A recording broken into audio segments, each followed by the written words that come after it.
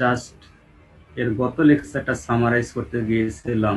10-15 minute lecture দেওয়ার পর বেশ কিছু জুম ওরিয়েন্টেড প্রবলেমস থাকার কারণে ক্লাসটা সাসপেন্ড করা হয়। তো আজকে আর রিভাইজ করতেছি না প্রিভিয়াস লেকচার, আমি নতুন টপিকস যেটা গত লেকচারে দেওয়ার কথা ছিল সেটা শুরু করতেছি।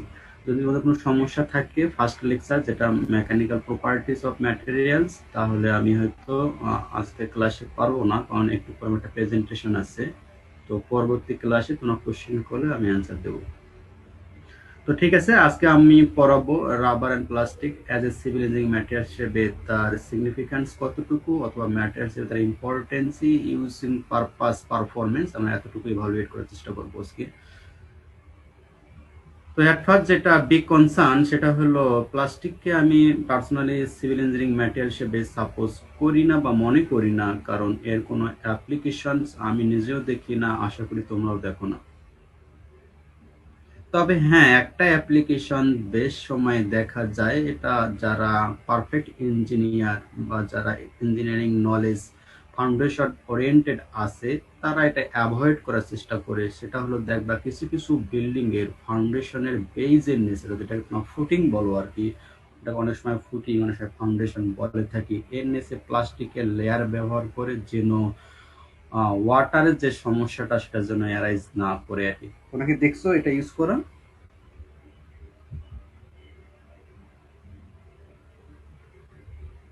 স্যার এই জিনিসটা কি বলে স্যার? স্যার পলিথিন ব্যবহার করে দেখেছি। ফুটিং এর নেসে এই প্লাস্টিকের শীট ইউজ করে তারপর কনক্রিট ঢালাই করে।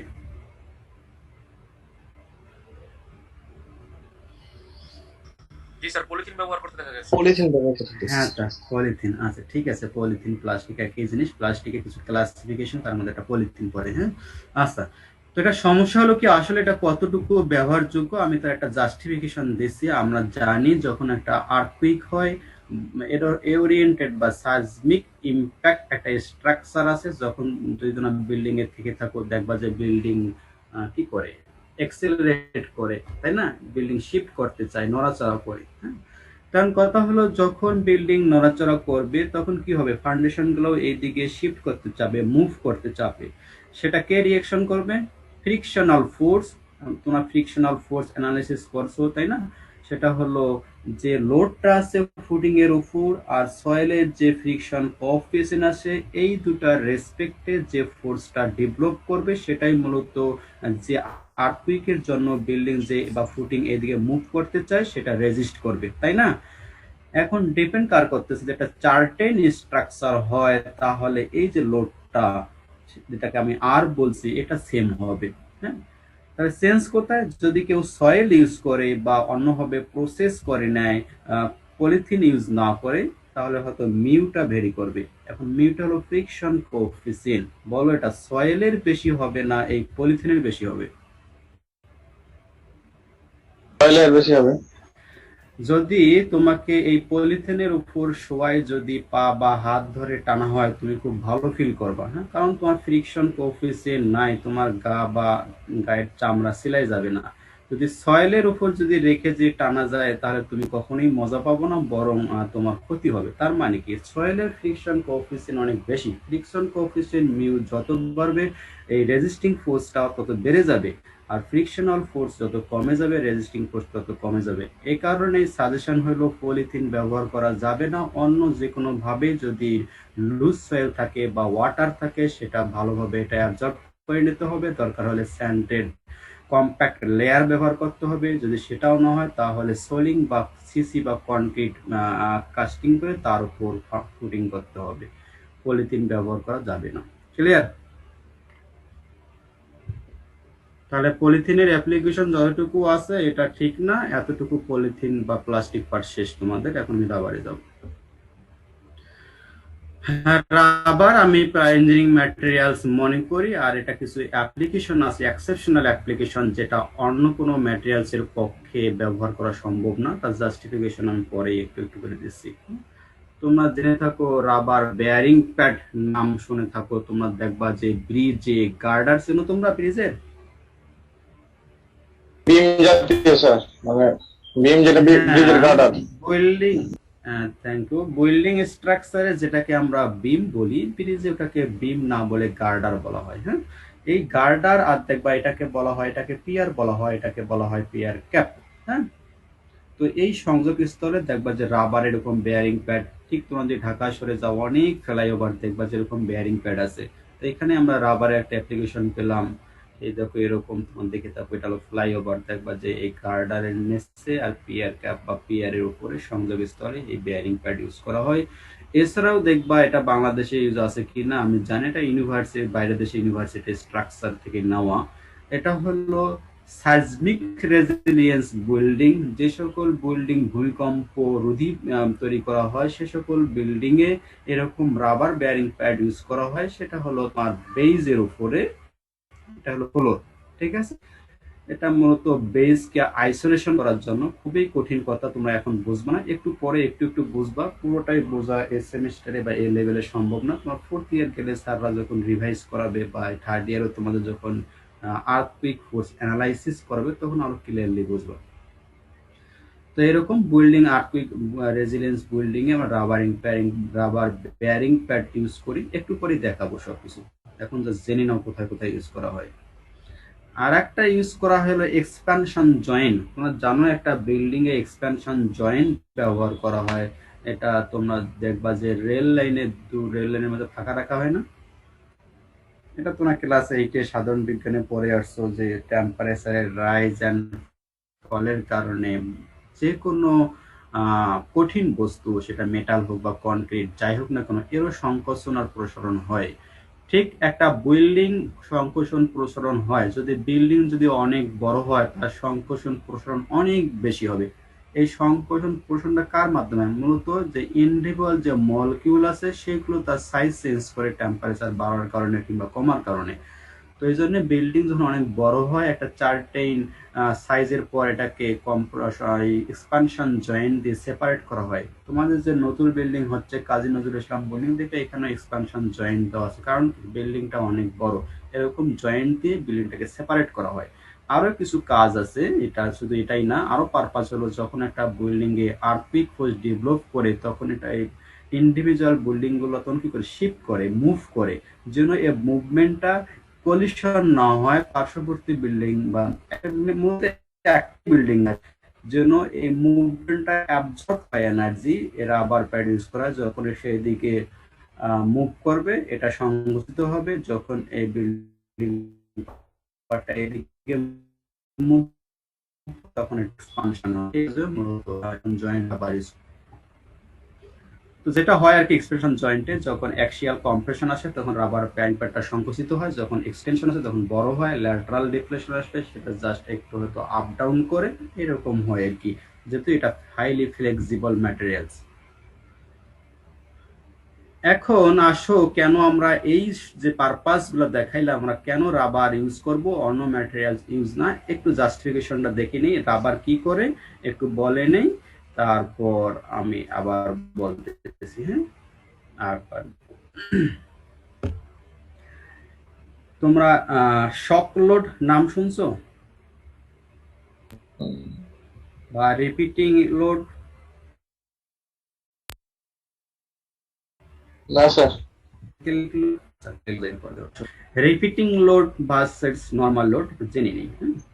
তো নর্মাল লোড, রিপিটিং লোড, তোমরা হয়তো মাঠে যখন ক্রিকেট খেলো দেখবা যে স্টাম্প সয়েলের সঙ্গে পুঁতে দিতে হয়, 3টা স্টাম্প পাশাপাশি। তোমরা কি করো এখানে, স্টাম্পটা যখন এটা অ্যাটাচ করতে চাও ব্যাট দিয়ে বারবার বাড়ি দাও, তাই না? স্যার। বুঝতে জি স্যার। পারছো?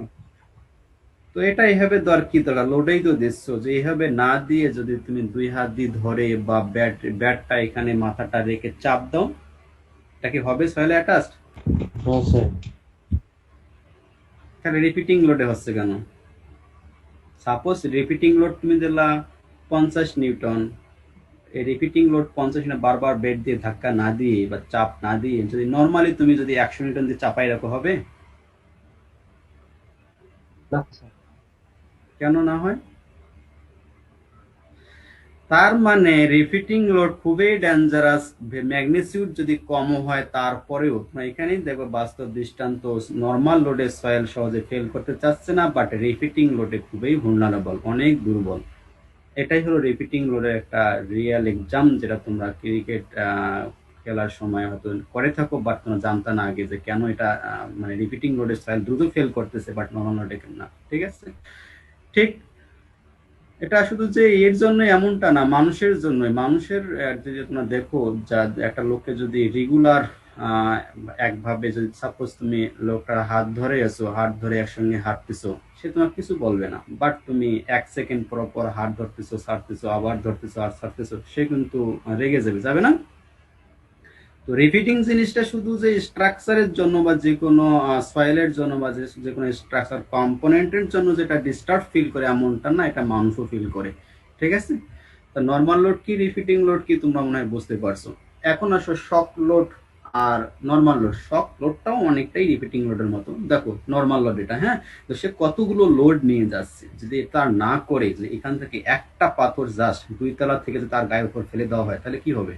যে 4টা নিয়েছে, 4টা আমি দিলাম না, জাস্ট 2 তলা মানে ভাই কিছু হাইট থেকে, সাপোজ 5 ফিট হাইট থেকে এরকম একটা পাথর তার গায়ের উপর ফেলে দেওয়া হবে, সে কি হবে? বুঝতে পারতেছো ইম্প্যাক্টটা? জি স্যার। তার মানে নর্মাল লোড সে অনেক কিছু নিচ্ছে নর্মালি, বাট শক লোড সে নিতে পারবে না। জাস্ট একটা পাথর 4টার জায়গায় একটাই যদি আমি ফেলে দেই একটু হাইট থেকে, সে হয়তো মাথা ফেটে যাবে, বা যেখানে ফেলে দেবো সেটা যথেষ্ট ইনজুর হবে। তো এটাই হলো শক লোড, যেটা সাডেনলি আসে, নর্মালি না। এখন cyclic load versus normal load. Cyclic load হলো রিপিটিং লোড, যেটা অলরেডি আমি আগেই বলছি। এই রিপিটিং লোড, সাইক্লিক লোড, শক লোড, এইগুলো মূলত একটা স্ট্রাকচারে ডেভেলপ হয় হলো আর্থকুইক যখন হয়, বা উইন্ড যখন আসে। উইন্ড খুব একটা মারাত্মক না, মারাত্মক হলো আর্থকুইক বা সাইজমিক ইম্প্যাক্ট একটা বলি, যেগুলো খুবই ডেঞ্জারাস। ম্যাগনিটিউড কম হলে তোমরা ফিল করতে পারতেছো মনে হয় যে গ্র্যাভিটি লোড বা নর্মাল লোড অনেক কিছু হলে আমরা নিতে পারি বা স্ট্রাকচার বিশ্বাস করে নিতে পারবে। কিন্তু রিপিটিং যদি হয়, শক যদি হয়, বা সাইক্লিক যদি হয়, যেটা আর্থিক বা সাইজমিক থেকে আসে, ম্যাগনিটিউড কম হলেও সেটা ভয়াবহ। আশা করি তোমরা বুঝতে পারছো। তাহলে এই ভয়াবহ যে ইম্প্যাক্ট যেটা সাইজমিক সোর্স থেকে আসে, সেটাকে রিপিটিং বললাম বা শক বললাম, সেটা রাবার কিভাবে নিতে পারে আর কেন বা অন্য ম্যাটেরিয়ালস নিতে পারবে না, সেটা আমি এখন দেখাবো। স্যার সাইক্লিক লোডটা আরেকবার একটু বলেন স্যার। সাইক্লিকটা রিপিটিংটা সেম, এই জন্য বললাম, দুটো জাস্ট আলাদা নাম আর কি। দেখেন লেখা, cyclic load on a structure can lead to fatigue damage or failure. That load can be repeated loading on a structure, মানে বারবার যেটা রিপিট হয় একটা স্ট্রাকচারে আর কি। মানে ভূমিকম্প একবার তোমাকে এইদিকে ধাক্কা দিচ্ছে, আবার উল্টো দিকে ধাক্কা দিচ্ছে, আবার এইদিকে, আবার উল্টা দিকে, আবার নাই, আবার আসতেছে, এইরকম যেটা আর কি বারবার রিপিটিং হয়ে পরপর, এটাই সাইক্লিক কেউ বলে। এখন আসো, তোমার আমি আমি আবারও বলতেছি, তোমাদের অনেক কোশ্চেন আসবে, অনেক কিছু বুঝবা না। যতটুকু আমি বলতেছি একটু ফিল করা, যদিও ম্যাটেরিয়ালস পারসেপশনে আমি যতক্ষণ এগুলো বললাম না, এগুলো আমার বলা উচিত না তোমাদের এই লেভেলে। জাস্ট কনসেপ্টটা ক্লিয়ার করার জন্য আমি বলতেছি, কারণ সিলেবাসের যেটা আছে কন্টেন্ট, রাবারের ইউজ, অ্যাপ্লিকেশন, এতটুকু মনে হয় সিলেবাসে আছে আর কি। তো ইউজ তো আমি বলে দিলাম যে কোথায় কোথায় ব্যবহার করা হয়, মানে সিলেবাস অলরেডি কিন্তু আমি শেষ করছি আর কি। তো শেষ হলে হবে না, জাস্টিফিকেশন ইঞ্জিনিয়ারিং নলেজ নিতে হবে আর কি। হ্যাঁ, আচ্ছা দেখ, এটা একটা কলাম, হ্যাঁ, এটা হলো বেস ফ্লোর। আমি বলতেছি কলামে কি আসবে, স্ট্রাকচার থেকে স্ল্যাব আছে, বিম আছে, উপরে যা আছে সব এসে কি হবে, কলাম থেকে ফাউন্ডেশনে যাবে, তাই না? এটা তো খুবই তোমরা সহজলি বোঝো আর কি, কারণ তোমরা কলাম ডিজাইন করছো। কলাম আবার যখন আর্ট হবে তখন হবে কি হয়, একটু দেখাই, হ্যাঁ, দেখাইলে তোমরা ভালো বুঝবা।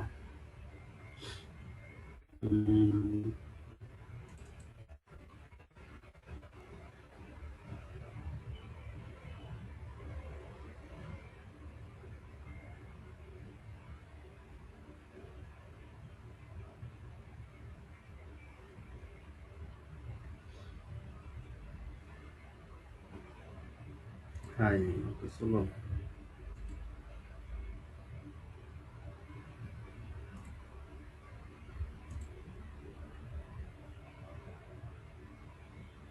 ভিডিও আসতেছে না? আচ্ছা।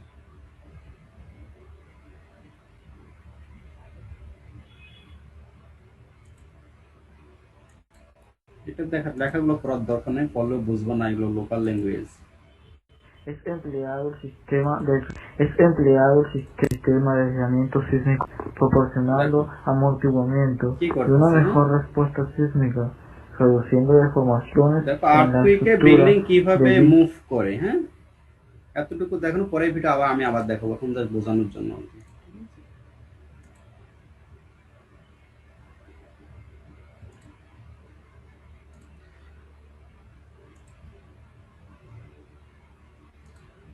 তার মানে বিল্ডিং কি করবে, আর্থকুইক হলে এই দিকে, হ্যাঁ এই দিক চারিদিকে আর কি, হ্যাঁ এটা হলো উত্তর দক্ষিণ কিংবা পূর্ব পশ্চিম, যেদিকে আর্থকুইকের থ্রেড আসবে সেই কাজবে সেই দিকে সে কি করবে, শিফট করতে মুভ করতে চাবে, তার মানে এই দিকেও একটা ফোর্স ক্রিয়েট করবে।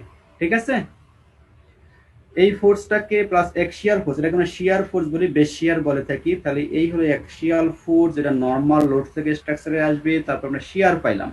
হ্যাঁ, এই দুটো লোড পেলাম, আবার কি হবে, একটা টরশন আসবে, সেটা কিভাবে আসে একটু দেখাই নেই। দেখো একটা স্ট্রাকচারে যখন আর্থকুইক আসে, যে ফোর্সটা ডেভেলপ হয়, এটা হলো বেসিক ফর্মুলা। এই ফর্মুলাটাকে একটু রিঅ্যারেঞ্জ করে অ্যানালাইসিস করা হয়, যেটা সারা তোমাদের দেখাবে, আমি বেসিক ফর্মুলা দিয়ে দেখাচ্ছি, নিউটন ল। এফ সমান সমান মাস ইনটু এক্সেলারেশন। আমরা জানি একটা বডিতে যখন ফোর্স দেওয়া হয়, সেটা তার সিজি অর্থাৎ সেন্টার অফ গ্র্যাভিটিতে কাজ করে। তাহলে আর্থকুইক হলে যে ফোর্স ডেভেলপ করবে, যেটা নাকি এই ফর্মুলা মেইন, এটাই কিন্তু মেইন ফর্মুলা, এটাকে কিছু মানে ফ্যাক্টরাইজ করা হয়, যেটা ছাড়া দেখাবে নেক্সট সেমিস্টার গুলোতে। যে ফোর্সটা ডেভেলপ হয় সেটা কোথায় কাজ করবে, সেন্টার অফ গ্র্যাভিটিতে। দ্যাটস মিন যদি আর্থকুইকের শেকটাই এই দিক দিয়ে আসে, তাহলে এফ সমান সমান এম এ। বিল্ডিং যত উঁচু হবে তত এ বাড়বে, যত বড় হবে তত এম বাড়বে, তত আর্থকুইক শেকিংটা বেড়ে যাবে, সেটা সেন্টার অফ গ্র্যাভিটিতে কাজ করবে। তোমরা জানো একটা বিল্ডিং এর 10 তলা হয়, যে ভূমিকম্প হয় গ্রাউন্ড ফ্লোরে যে থাকে আর যে 10 তলায় থাকে, দুইজনকার আর্থকুইক ফিনান্স কিন্তু আলাদা। যে 10 তলায় থাকবে সে বেশি ঝাঁকুনি পাবে, তার মানে কি ওই হাইটের সঙ্গে এক্সেলারেশন চেঞ্জ হয়, যত উঁচু হবে তত এ বেড়ে যাবে। আচ্ছা যাই হোক, তো এটা সেন্টার অফ গ্র্যাভিটিতে কাজ করে। আর্থকুইক শেকিংটা এই দিক দিয়ে আসলো, আর্থকুইকের জন্য একটা ফোর্স ডেভেলপ করলো, সেটা সিজিতে কাজ করলো। এই ফোর্সটা কে রেজিস্ট করবে, বিল্ডিং এর সাপোর্টিং যে কলাম আছে, বিম আছে, এরা সবাই মিলে রেজিস্ট করবে। হ্যাঁ, আলটিমেটলি কলাম রেজিস্ট করবে, প্রথমে স্ল্যাব আসবে, স্ল্যাব থেকে বিমে, বিম থেকে কলামে, কলাম রেজিস্ট করবে। এইদিকে যদি আর্থকুইকের শেক আসে, তাহলে কলাম কি করবে, উল্টা দিকে রেজিস্ট করতে হবে। যে কলাম যে উল্টা দিকে রেজিস্ট করতে না পারে, তাহলে বিল্ডিংটা এইদিকে শিফট করবে। যেহেতু শিফট করে না, তার মানে কলাম কি করে, তার উল্টা দিকে রেজিস্ট করে। এখন যে লাইন বরাবর এই ফোর্সটা ডেভেলপ করতেছে, এই অ্যাকশন লাইন বরাবর যে রিঅ্যাকশন ফোর্সটা না হয়, তো যেটা কলাম যেটা দিবে বা রেজিস্ট করবে, তাহলে একটা মোমেন্ট আর্ম ডেভেলপ করবে। হ্যাঁ, এই মোমেন্ট আর্ম ডেভেলপ করার জন্য একটা টরশন ডেভেলপ হবে। যেহেতু বিল্ডিং রেগুলার যেহেতু না হলে, আমরা জানি সেন্টার অফ গ্র্যাভিটি এক পয়েন্টে হবে, আর এই কলামের মানে সেন্টার অফ গ্র্যাভিটি এক পয়েন্টে সম্ভাবনা খুব কম। কারণ কি, এই জন্য যারা ডিজাইনার তারা একটা স্ট্রাকচার যেন ইরেগুলার না হয়, স্ট্রাকচারের জন্য তোমার কি বলবো, ওটাকে টিউমার কম থাকে আর কি। হ্যাঁ, রেগুলার শেপ স্ট্রাকচার চুজ করে। রেগুলার শেপ স্ট্রাকচার হলে কি হবে, তাহলে এই যে লিভার আর্মটা অনেক কম হবে। যদি ক্যান্টিলিভার থাকে তাহলে কি হবে, লিভার আর্মটা বেড়ে যাবে। হ্যাঁ, বা যদি এল সেকশন বা ইরেগুলার যদি হয়, তাহলে লিভার আর্ম বেড়ে যাবে। এর জন্য রেগুলার স্ট্রাকচার ডিজাইন করতে বলে আর কি। যাই হোক, না বুঝতে পারছো মনে হয়, যেহেতু রিঅ্যাকশন আর অ্যাকশন দুইটা এক লাইন হওয়ার সম্ভাবনা নাই, এই অ্যাকশন এক লাইনে না হওয়ার কারণে একটা লিভার আর্ম ডেভেলপ করে, এই লিভার আর্ম ডেভেলপ করার জন্য টরশনও ক্রিয়েট করে। তার মানে এই রাবার বেয়ারিং প্যাডকে ডিউরিং সাইজমিক ইম্প্যাক্ট বা আর্থকুইক ইম্প্যাক্ট তিনটা ফোর্সকে রেজিস্ট করতে হবে। একটা হলো অ্যাক্সিয়াল ফোর্স, একটা হলো টরশনাল ফোর্স, আর একটা হলো শিয়ার ফোর্স। এখন বলো কোন ম্যাটেরিয়ালস আছে এই তিনটা ফোর্স একসঙ্গে রেজিস্ট করতে পারে। আমরা জানি যে কনক্রিট, আমরা জানি যে টরশন বা মুভমেন্ট যেটার কারণ টুইস্ট করতে চায়, বাকল হয়, বেঁকে যেতে চায়, এটা কনক্রিট নর্মালি নিতে পারে না, কারণ কনক্রিট হলো ব্রিটল ম্যাটেরিয়ালস। অ্যাক্সিয়াল ফোর্স এটা কনক্রিট নিতে পারে, ঠিক আছে।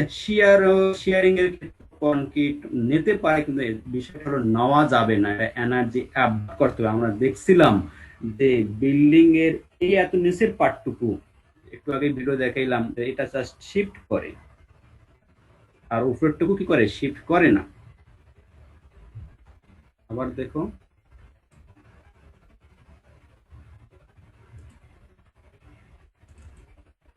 দেখো এখানে দেখো মানুষজন ফার্নিচারের অবস্থা কি সিমিলার একটা আর্থিক মডেল একটা, আর এখানে দেখো কিছুই বুঝতেছে না।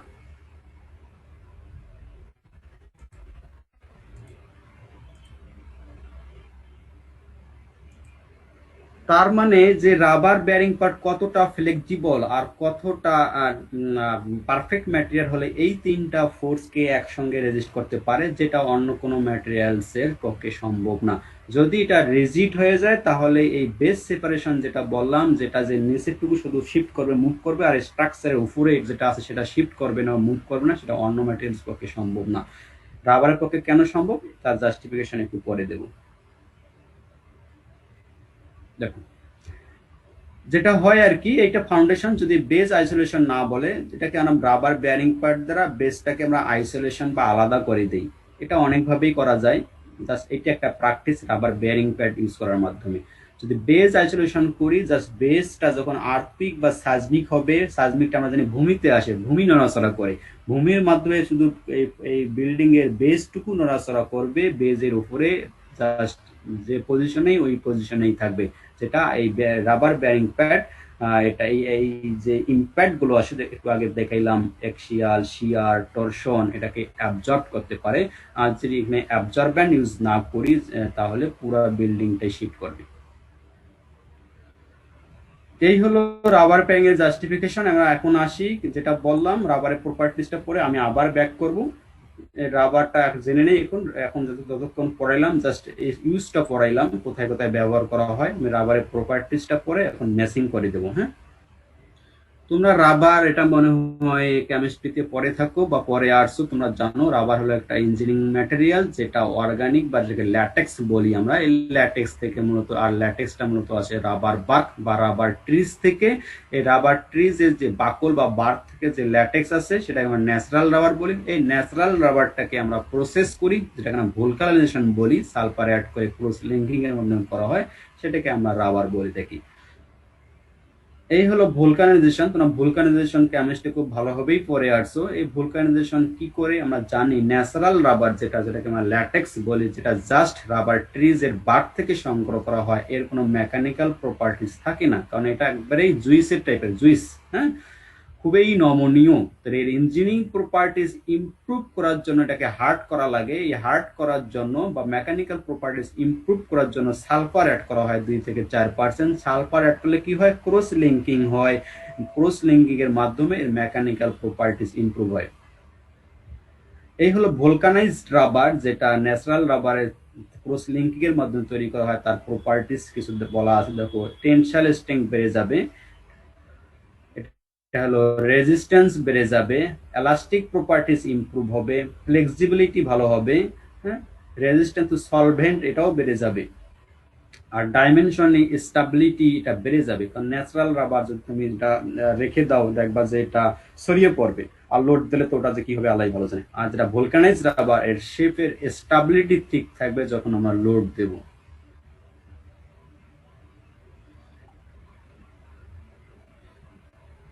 তো এই হলো বিষয়। এখন আবার বলতেছি টেনসাইল স্ট্রেংথ। হ্যাঁ, আমরা জানি কনক্রিটের টেনসাইল স্ট্রেংথ থাকলেও আমরা এটা গ্রাহ্য করি না। টেনসাইল স্ট্রেংথ কার আছে, স্টিলের আছে বা রডের আছে বা এই টাইপ ম্যাটেরিয়াল আছে, কিন্তু রাবার বেয়ারিং প্যাড যে জায়গায় ইউজ করা হয়, এই টেনসাইল স্ট্রেংথ যেভাবে স্টিল অ্যাবজর্ব করে বা রেজিস্ট করে, রাবার পুরো আমরা টোটালি আলাদাভাবে রেজিস্ট করে। টেনসাইল মডুলাস এটা হলো ডেফিনিশন, আগে বলিনি এখন বলতেছি। পারের ক্ষেত্রে যেটা হয় 100% অথবা 300% এলংগেশনে যে পরিমাণ এনার্জির দরকার হয়, সেই এনার্জিটিকে আমরা টেনসাইল মডুলাস বলি। এলংগেশন তোমরা জানো, এলাস্টিসিটি জানো, এই বিষয়গুলো জানো। এখন আমি দেখো ম্যাচিং করে দেওয়ার চেষ্টা করি।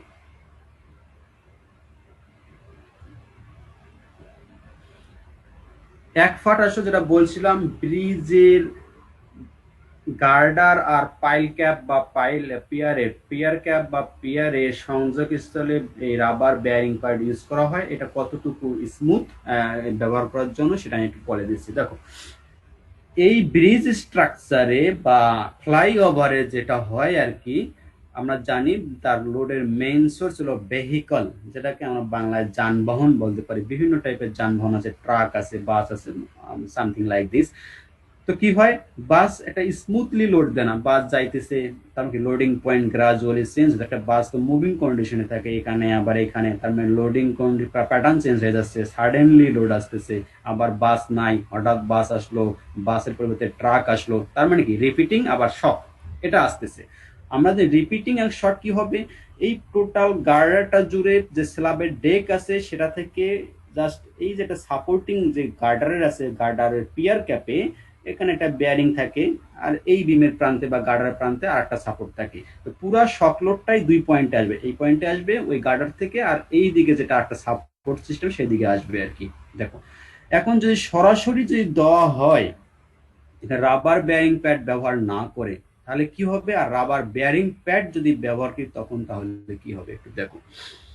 যদি সরাসরি দেওয়া হয় রাবার বেয়ারিং প্যাড ব্যবহার না করে, তার মানে যানবাহন বা ভেহিকল চলার সময় যে শক লোড কিংবা রিপিটিং স্ট্রেস বা রিপিটিং লোডটা আসবে সেটা সরাসরি এই পাইল ক্যাপ পিয়ার ক্যাপ থেকে পিয়ারে আসবে। একটু আগেই বললাম এই রিপিটিং লোড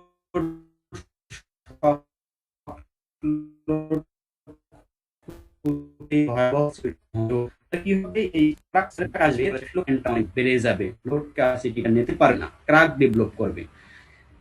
ঠিক আছে, একটা কনক্রিটের উপর, ফর এক্সাম্পল আমি বলে দিচ্ছি, একটা কনক্রিট, একটা ধরো রাবার, হ্যাঁ, যদি হ্যামার যদি কনক্রিটের উপর যদি সিমিলার হাইট থেকে আঘাত করা হয় আর রাবারের উপর যদি সিমিলার হাইট থেকে আঘাত করা হয়, কি হবে, এই কনক্রিটটা শক লোডের জন্য, রিপিটিং লোডের জন্য দ্রুত ক্র্যাক ডেভেলপ করে ফেটে যাবে, বাট রাবারটা কি ফেটে যাবে, এই এনার্জি অ্যাবজর্ব করবে। তো এই এনার্জিটিকে যে শক লোড যেটা আসে বা রিপিটিং এর লোড যেটা আসে এই যানবাহন চলাচলের জন্য, সেটা স্মুথলি অ্যাবজর্ব করার জন্য এই রাবার বেয়ারিং প্যাড ইউজ করা হয় এই সংযোগস্থলে, যেন লোডটা স্মুথলি অ্যাবজর্ব হওয়ার পর যেন এটা নর্মালি যেন এই পিয়ার ক্যাপ বা পিয়ারে আসে। দ্যাটস মিন যেন সাডেন ইম্প্যাক্ট এই পরবর্তী যে সাপোর্টিং এলিমেন্ট আছে সেটার উপর না আসে, আসলে কি হবে, এটা ফেল করবে। এর জন্য রাবার বেয়ারিং প্যাড ব্যবহার করা হয়, সরাসরি কনক্রিটের উপর না দিয়ে বা পিয়ার ক্যাপের উপর গার্ডারটা না দিয়ে। এটা মনে হয় বুঝছো। ঠিক ফ্লাইওভারে একই জিনিস। এখন আসো, এটাও তো একটু আগে ভালোভাবেই বলছি, মনে হয় বুঝতে পারছো। আর একটা ছিল, সেটা হলো বিল্ডিং স্ট্রাকচার। এখানে কি হয়, এখানে দেখাইলাম যে একটা এক্সিয়াল ফোর্স আসে, সেটা কনক্রিট নিতে পারে, সমস্যা নাই, কিন্তু সমস্যা হলো এই শিয়ার। আবার শিয়ারটা কি সাডেন শক, একটা বিল্ডিং মুভ করতে চায়, শিফট করতে চায়, আর একটা আছে টরশন। তো এক্সিয়াল নিতে পারবে, কিন্তু অ্যাট দ্য সেম টাইম এই শিয়ার আর টরশন কনক্রিট নিতে পারবে না। এখানে কি হবে, একটা স্ট্রাকচার তাহলে কলাপস করবে, যে আর্থকুইক যে বেশি ডেভেলপ হয় বা এই শিয়ার টরশন যে অনেক বেড়ে যায়, এটাকে অ্যাবজর্ব করার জন্য, বেসকে সেপারেট করার জন্য, অর্থাৎ এই থেকে এই বেসটা রাবার বেয়ারিং প্যাড কি করবে, সে এই দিকে শিফট করবে আর বেসটা মুভ করার সঙ্গে সঙ্গে, কিন্তু উপরে যে স্ট্রাকচার এলিমেন্ট আছে সেটা শিফট করবে না। ঠিক আছে, এটাই মূলত রাবার বেয়ারিং এর কাজ, যেটা এই রাবার স্মুথলি যে আর্থকুইকের কারণে যে ইম্প্যাক্ট আসে, দ্যাটস মিন যে শিয়ার ডেভেলপ হয়, টরশন ডেভেলপ হয়, এটা অ্যাবজর্ব করে বেসকে সেপারেশন করতে পারে, অর্থাৎ মেইন স্ট্রাকচার যেটা আছে সেটা মুভ করে না, অর্থাৎ স্ট্রাকচারের সেফটি অ্যাসিওর করতে পারে। তো অন্য ম্যাটেরিয়াল যদি চিন্তা করি, ফর এক্সাম্পল যে পুরোটাই কনক্রিট হয়, তাহলে কি হবে, কনক্রিট এরকম কি শিফট করতে পারবে, এনার্জি হবে না। যদি স্টিল ব্যবহার করি, স্টিল কি এত ফ্লেক্সিবিলিটি আছে, কখনোই নাই, স্টিলও পারফেক্ট না। এর জন্য ফ্লেক্সিবিলিটি অনেক বেশি। আবার সুবিধা কোথায়, এর ফ্লেক্সিবিলিটি যে এত বেশি, এলাস্টিসিটি এত বেশি, যে সে এখান থেকে 1-1.5 ফিট কিংবা 6 ইঞ্চি বা 1 ফিট সে ডিসপ্লেসমেন্ট হয়ে যখন আবার লোডটা রিমুভ হয়ে গেল, রিল্যাক্স হলো, সে আবার আগের পজিশনে চলে আসে। তো এরকম প্রপার্টিস বা এলাস্টিসিটি, হাইলি ফ্লেক্সিবল প্রপার্টিস অন্য ম্যাটেরিয়ালস এর নাই, যেটা রাবার বেয়ারিং প্যাডের আছে। এই জন্য আমার রাবার বেয়ারিং প্যাড এই এনার্জি অ্যাবজর্ব করার জন্য, আর্থকুইক রেজিলিয়েন্স বিল্ডিং এ বেস সেপারেশন করার জন্য বা বেস আইসোলেশন করার জন্য আমরা ব্যবহার করে থাকি। স্যার, তো আজকাল বলো, যখন স্যার একটা বড় স্ট্রাকচার হবে, ধরেন যে 10 তলা কিংবা 15 তলা 20 তলা, সেই পক্ষে স্যার এত লোড নেওয়া সম্ভব স্যার ওই আপনার রাবারে? আচ্ছা দেখি কত লোড নেয় একটা দেখি। আমি বলি রাবার দিয়ে যে সবসময় করে, অনেক এটা না, অনেক টেকনিক আছে, হ্যাঁ। তার মধ্যে একটা রাবার বেয়ারিং প্যাড। আর তোমরা জানো যে আর্থকুইক রেজিলিয়েন্স বিল্ডিং গুলা খুব বড় হয় না আর কি, হ্যাঁ, লিমিটেড হাইটের হয় আর কি, কারণ হাইট বাড়ার সঙ্গে সঙ্গে অ্যাক্সেলারেশন বেড়ে যায় আর কি। আর ওগুলো বিল্ডিং যখন 20 তলা, 30 তলা, 40, 50 তলা হয়, তখন বিভিন্ন ফ্লোরের লেয়ারে এরকম রাবারিং বেয়ারিং প্যাড ইউজ করে সেপারেট করা হয়। শুধু একটা যে বেজে দিলাম এটা না, উপরেও ইউজ করা হয়, কতগুলো স্লোটে ভাগ করা হয় আর কি। স্যার, এখানে স্প্রিং ব্যবহার করা হয় না? হ্যাঁ, অনেক সময় হেলিক্যাল স্প্রিংও ব্যবহার করা হয়, হেলিক্যাল স্প্রিং ব্যবহারের প্র্যাকটিস আছে। আবার অনেক সময় বেয়ারিং বল, হ্যাঁ, সার্কুলার যে বলগুলো আসে না, পুরো বেজের উপরে সাপোজ দেখে একটু পরে একটা রাবার বেয়ারিং প্যাড না দিয়ে, এই যে বেস ফ্লোর যেটা আছে এর উপরে স্ট্রাকচার থাকবে, এই বেস ফ্লোরের নিচে রাবারের বল রাখা হয়, বেয়ারিং বল, হ্যাঁ। যখন আর্থকুইক হবে, এই বেয়ারিং বলগুলোর উপর স্ট্রাকচারটা মুভ করবে, অর্থাৎ বেস থেকে আইসোলেশন হবে। এটাও আছে প্র্যাকটিস, বিভিন্ন ভাবেই করা হয় আর কি।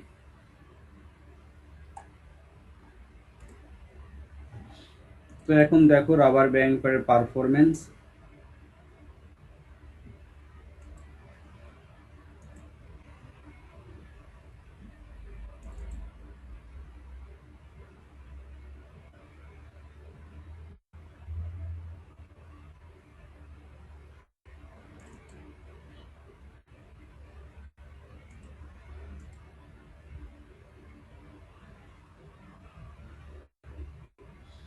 দেখো এখানে ওয়াটার রাখছে, এখানে ওয়াটার সেম শেকিং দিচ্ছে। দেখো রাবার বেয়ারিং প্যাড দেওয়ার কারণে বেসকে আইসোলেশন করে, শেকিংটাকে আইসোলেশন করে দিচ্ছে মেইন স্ট্রাকচার থেকে, যার কারণে উপরে দেখো ওয়াটার কোনো মুভ করতেছে না। আর এটা দেখো বেজের সঙ্গে ফিক্স থাকার কারণে, আবার দেখো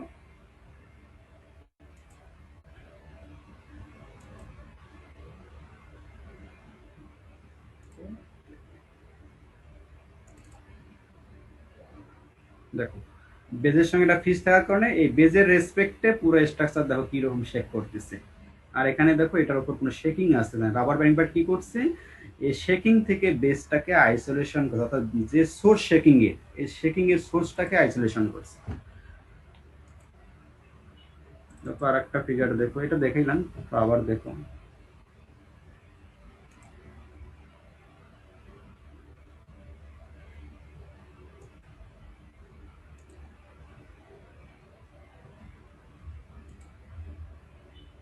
Es empleado el sistema de aislamiento de base. ¿En qué consiste el sistema de aislamiento? Consiste en la এখানে হলো শেকিং এর সোর্স, অর্থাৎ বেজের সঙ্গে, শেকিং এর সোর্স বলতে বেজ, হ্যাঁ, আর যেটা ভূমি আর কি, যার উপরে থাকে, এই ভূমিটাই মূলত শেক হয় আর্থকুইকের সময়। যখন এটার সঙ্গে ফিক্স থাকে, এর রেসপেক্টে পুরো বিল্ডিং এই দেখো যারা মানুষজন যারা আছে তাদের অবস্থা কি। আর যখন বেয়ারিং প্যাড ব্যবহার করা হয়, অর্থাৎ শেকিং এর যে সোর্স বা গ্রাউন্ডটাকে যখন সেপারেট করা হয়, বেসটাকে সেপারেট করা হয়, তখন দেখো অবস্থা কি। দুইটা ফিগার পাশাপাশি কোনো একটু দেখে নাও। দেখো এখানে মানুষজন বুঝতেই পারতেছে না যে আর্থকুইক হচ্ছে, আর এখানে দেখো লাভ estructura de আছে। edificios, proporcionando amortiguamiento y una mejor respuesta sísmica, reduciendo deformaciones en বুঝতে las পারছো। এখন আসলে রাবারের ম্যানুফ্যাকচারিং আর কি কি টেস্ট আছে একবার দেখাই দিছি।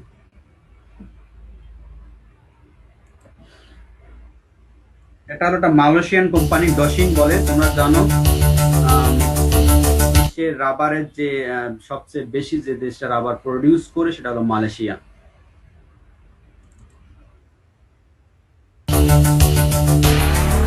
এটা হলো রাবার ট্রিজ।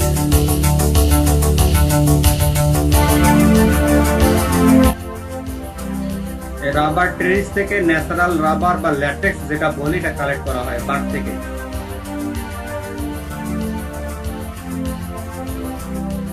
এই ল্যাটেক্স গুলো পরে ইন্ডাস্ট্রিতে নিয়ে গিয়ে ভুলকানাইজ করার পর আমার মানে সিনথেটিক রাবার তৈরি করি।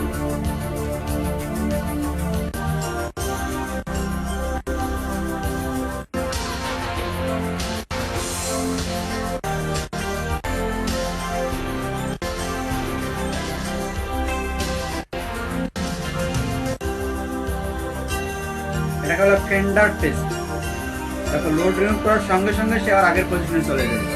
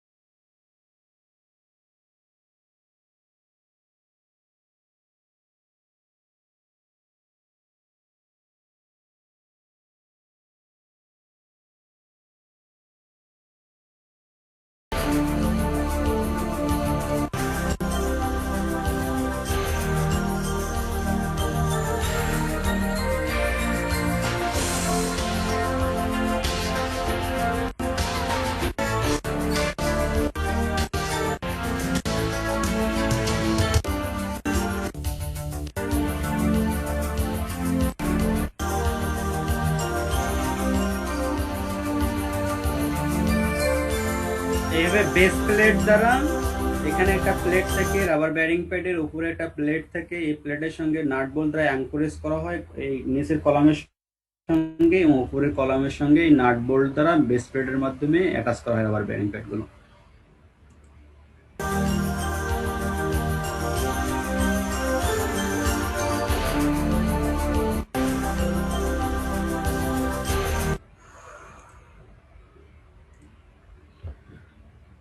তো আশা করি রাবারের মেজর অ্যাপ্লিকেশন দুইটা, একটা হলো ফ্লাইওভার ব্রিজে শক লোড বা রিপিটিং লোড রেজিস্ট করার জন্য, অর্থাৎ আর্থকুইক রেজিলিয়েন্স বিল্ডিং এ সাইজমিক ইম্প্যাক্ট অ্যাবজর্ব করার জন্য, অর্থাৎ বেসকে আর্থকুইকের যে সোর্স গ্রাউন্ড থাকে সেটাকে সেপারেট করার জন্য বা আইসোলেশন করার জন্য। এই দুটো mainly civil engineering point of ভিউতে অ্যাপ্লিকেশন। রাবারের আরো কিছু অ্যাপ্লিকেশন আছে, যেমন টয়েস বানানো হয় কিংবা হ্যান্ড গ্লাভস বা মেকানিক্যাল পারপাজে বেশ কিছু ইউজ হয়, এটা জানার দরকার নাই, পড়ারও দরকার নাই। ঠিক আছে, তো যতটুকু পড়লাম জাস্ট পরীক্ষায় বা তোমাদের জানা উচিত আর কি রাবারের মেইন অ্যাপ্লিকেশন কি আর কেন এটা ব্যবহারযোগ্য, অন্য ম্যাটেরিয়ালস কেন ব্যবহার করা যায় না, এর জাস্টিফিকেশনটা জানবা। আর দ্বিতীয়টা হলো ভলকানাইজেশনটা কি, আর ভলকানাইজেশনের কারণে রাবারে কি কি প্রপার্টিস চেঞ্জ হয় সেটা জানবা। এতটুকু জানলেই হবে। যদি কারো কোনো কোশ্চেন না থাকে তাহলে আজকের লেকচার এই পর্যন্তই। হ্যালো স্যার, হ্যাঁ বলো। স্যার একটা বিষয় জানার ছিল, সেটা হচ্ছে হুম। স্যার একটা হাই রাইজ বিল্ডিং এ তো হিউজ পরিমাণে লোড আছে, তো এই সকল লোড কি যে রাবার বেয়ারিং প্যাড গুলো নিতে পারে সবসময়, নাকি এটাও কখনো ফেল করে অন্যান্য স্ট্রাকচারের মতো? আমি ফার্স্ট যা বললাম স্ট্রাকচারের টিচার না, আর স্ট্রাকচার এরকম হাই রাইজ বিল্ডিং এর ডিজাইন বাংলাদেশে কোনো ইঞ্জিনিয়ারই করতে পারে না। আমি একদমই সিম্পল একজন মানুষ, অনেক কঠিন একটা কোশ্চেন করছে, তার উপর বলি আর কি। একটা হাই রাইজ বিল্ডিং যদি সাপোজ 50 তলা হয়, এই বিল্ডিং এর লোড গুলা বিভিন্ন কলাম দ্বারা ডিস্ট্রিবিউট হয় আর কি। একটা কলামে যে পুরো হাই রাইজ বিল্ডিং এর লোড নেবে এটা না। ফর এক্সাম্পল 20 তলা একটা কলামে যদি 500 কিপ লোড আসে, হয়তো 50 তলা হলে 1000 কিপ বা 1500 বা 2000 কিপ লোড আসবে, এই পার্থক্য, তাই না? এখন 2000 বা 3000 কিপ নিতে পারবে কিনা সেটা হলো রাবার বেয়ারিং প্যাডের। তোমরা হয়তো বলতেছে রাবার, রাবার এটাকে মডিফাইড করার প্রপার্টিজ এর মাধ্যমে। তোমরা জানো রাবার বেয়ারিং প্যাডটা বেসিক্যালি তৈরি করা হলো এর মাঝে অনেকগুলো মেটালের শীট ব্যবহার করা হয়। সাপোজ একটা রাবার যদি 20 ইঞ্চি হাইট হয়, 1 ইঞ্চি পর পর মেটালের শীট ব্যবহার করা হয়, তার মাঝে মাঝে রাবার থাকে আর কি। হ্যাঁ, এইগুলো ব্যবহার করার মাধ্যমে এর ক্যাপাসিটি বাড়ানো হয় আর কি। আর টেস্ট আছে, সাপোজ 200 কিপ লোড আসলো, সে 200 কিপ নিতে পারবে কিনা। ঠিক আছে, সাপোজ এদিকে 200 কিপ লোড আসার পর এদিকে ল্যাটারাল ডিসপ্লেসমেন্ট ভূমিকম্পের জন্য এদিকে 6 ইঞ্চি এদিকে 6 ইঞ্চি মুভ করতে হবে, সে করতে পারবে কিনা। সবগুলো টেস্ট ল্যাবে করার পর যদি হ্যাঁ সে এনশিওর করে, তারপর সেটাকে ওয়েব স্ট্রাকচার ইউজ করা হবে আর কি। আর যদি রাবারের ক্যাপাসিটির বাইরে যায় লোড, তাহলে হয়তো অল্টারনেটিভ যে সলিউশন গুলো আছে সেগুলো প্র্যাকটিস করে হবে। বুঝতে পারছো? আর কোনো কোশ্চেন?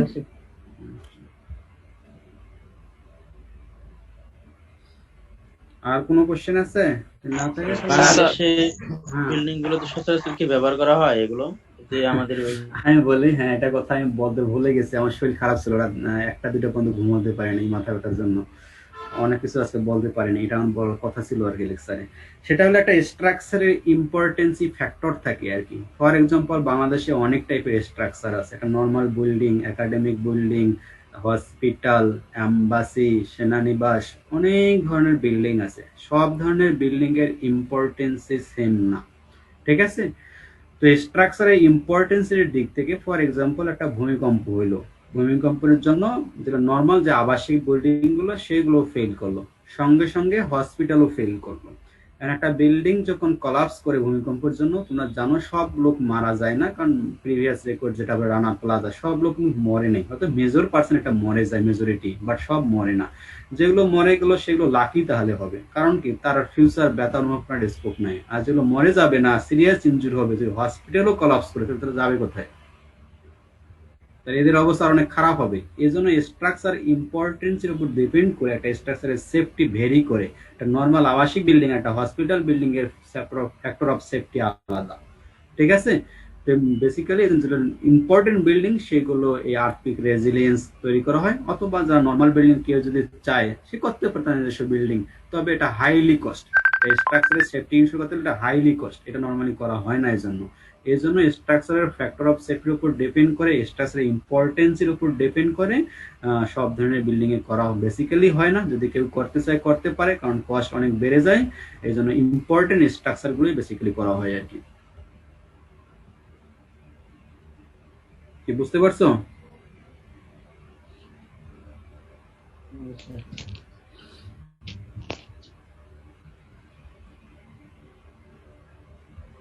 আর কোনো কোশ্চেন আছে? তা ঠিক আছে, সবাইকে ধন্যবাদ। আশা করি ভিডিও প্লাস আর লেকচারের ব্যাখ্যার মাধ্যমে কিছুটা বুঝতে পারছো, জানতে পারছো। আর গ্রুপ ডিসকাশন বা নিজেরা একটু রিয়েলাইজ করলে আরো ভালো জানতে পারবা। আর আমার যে করার যেটা মানে ট্রেন্ডস বা যেটা ফরম্যাট, এটা বাইরে রুমে বসে স্টাডিজ চাইতে রিয়েলাইজেশনটাই বেশি লাগে আর কি। হ্যাঁ, আজকের সিলেবাসে কতটুকু শুধু এই যে কয়েকটা পয়েন্ট জানো, মুখস্থ করার কোনো বিষয় আছে মনেই আছে তোমাদের? কি করতে হবে, জাস্ট যেগুলো দেখাইলাম কেন রাজনীতি রিয়াজ করতে হবে। হ্যাঁ, রিয়েলাইজ করে পরীক্ষায় বা যে কোনো জায়গায় অ্যাপ্লাই করতে হবে। স্যার ফাইলটা দেন না। এটা তো ইএলপি তে এর আগে করছিল, সব ইএলপি তে আছে। স্যার ওইটা তো ওই যে ফিগার না আজকে দেখাইলাম যে ফিগার কোন ফিগার? এটা পুরোটাই আছে ইএলপি তে। ভিডিও দুইটা আছে, আর একটা ভিডিও যেটা একটু বড় ছিল সেটা আমি আপলোড করতে পারিনি। এটা দেখি তোমাদের গুগল ড্রাইভে দিয়ে দেব। পাওয়ার পয়েন্ট দিয়ে দিছি, তারপর একটা ওয়ার্ড ফাইল দিয়ে দিছি লেকচারে, মানে তোমাদের থিওরি রেফারেন্স হিসেবে। আর ভিডিওগুলো দুটো আপলোড করতে পারছি, আর বড় ভিডিওটা আপলোড করতে পারিনি। এটা আমি ইয়েতে দিয়ে দেবো, গুগল ড্রাইভে।